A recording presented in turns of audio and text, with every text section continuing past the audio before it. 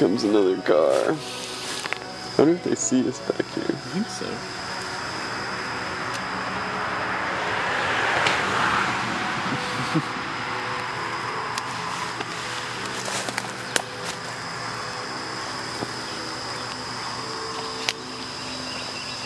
So I had some crazy dreams last night. I was sucking it.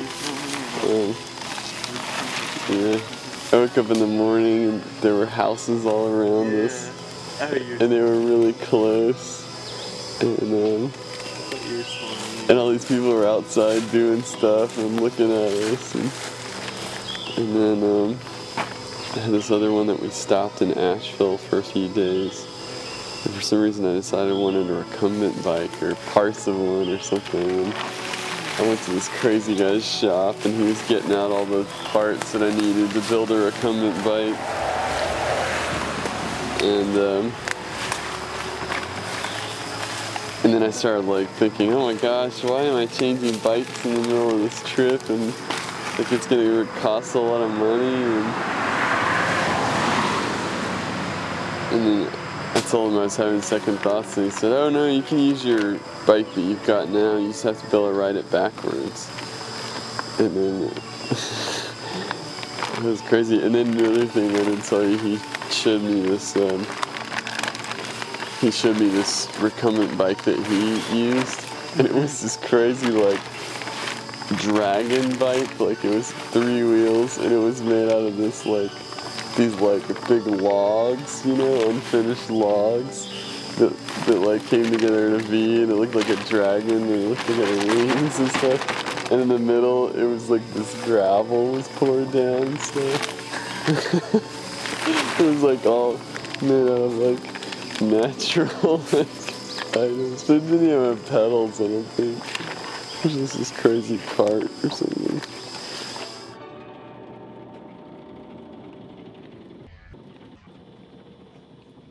On the morning of May 30th, we got up pretty early and we rode to this, I guess it was Lincoln's birthplace town. Right. The other place had been the Lincoln's homestead or something. That was honest, yeah. Can't remember. And found a library there. Right, and that's where I actually started the blog, the Crazy Guy on a Bike website. Yeah. And we met Pete and Alex. And I gotta say, when we first met these guys, I think because they were in like all biking gear. Yeah. Like I was they had like, bob trailers. I was like, and who stuff. are these guys? Yeah. Yeah, I mean, you're always gotta be kind of skeptical. You know? Yeah.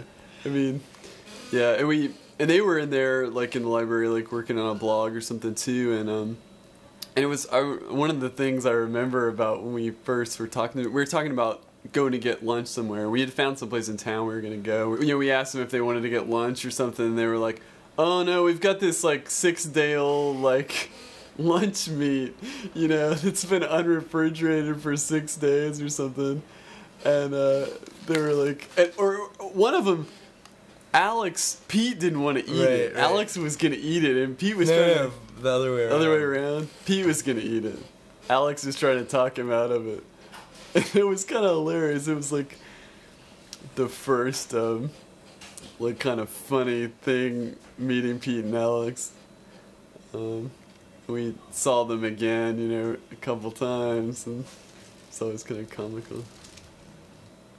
Yeah, and Pete and Alex were so funny because I remember when we got a chance to really talk to them a lot, but they hadn't biked at all before the trip. Yeah. You know, I mean, I think they had bikes or whatever, but they didn't do touring. You know, they didn't do like they may have tried to train a little bit, but they were just not.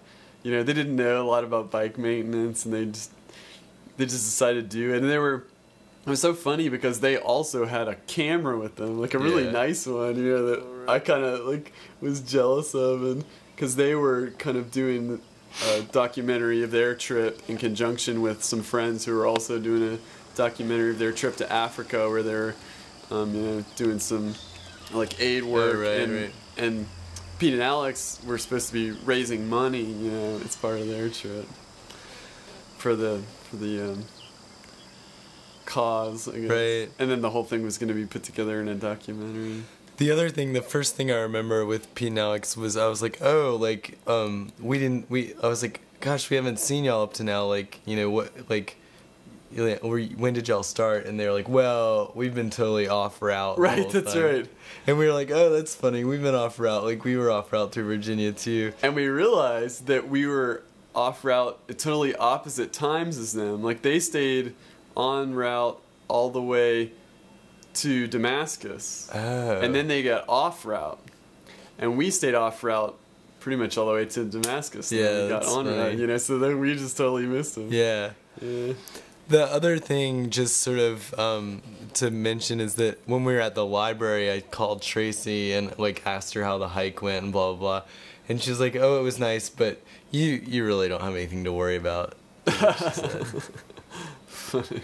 So that night we camped at this Rough Falls State Park. All right.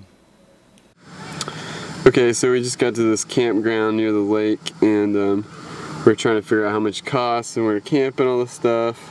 It's just now getting dark. I think we made it perfect. Although Jonathan stopped to get a cell phone call from Tracy because he thought the sunset was pretty. And we're running out of daylight. So anyway, I noticed rule number 13 here was pretty funny. No bicycles, skateboards, mopeds, or similar equipment are allowed on the sidewalks or steps around shower house facilities or other walkways. No bicycles, skateboards, or other similar equipment may be operated after dark. Thank you for your cooperation. There's a crazy, that's an interesting reflection there. I'll show you what that is. Whoa, look at that thing. A big old neon palm tree. And Jonathan just rode his bike down there. I think he's breaking one of the rules.